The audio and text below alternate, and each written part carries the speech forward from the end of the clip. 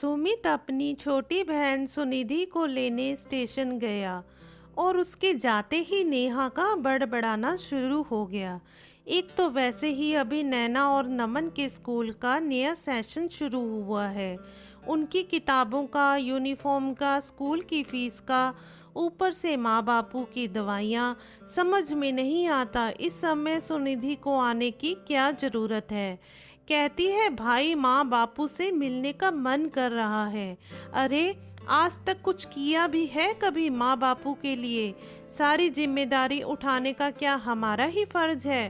क्या उनके माँ बाप नहीं? अब उन्हें भी देने के लिए कम से कम एक सूट तो चाहिए ही। मैंने कब से अपने लिए सूट नहीं खरीदा। खरीदना तो दूर की बात है, मैं सोचती भी नहीं। थक गई हूँ सबकी जिम्मेदारियों को निभाते निभाते। नेहा के स्वभाव को सुमित अच्छी तरह से जानता है।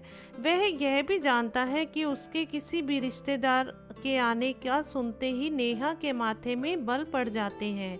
घर में कोई भी आए, सुमित की कोशिश रहती कि कोई ऐसी बात ना हो कि आने वाले का अपमान हो। बहन सुनिधि के सामने भी नेहा ने जो बनाया सबने चुपचाप खा लिया।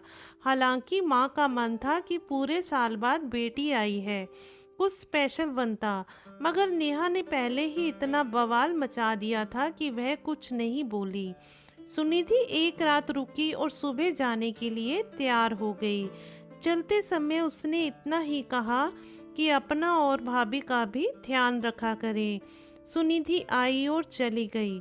उसके जाते ही नेहा सोफे पर पसर गई और एक लंबी सी सांस ली। सब अपने अपने कामों में लग गए। रात में सुमित ने देखा उसके कमरे के कोने में एक बैग रखा है।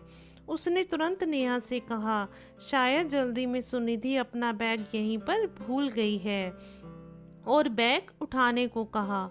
नेहा ने बैग खोलकर देखा तो सन रह गई।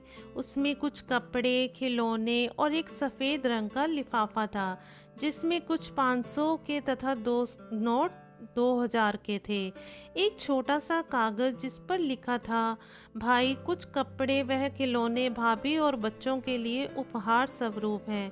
रुपए आपके व माँ बापू के लिए, कुछ ले लेना।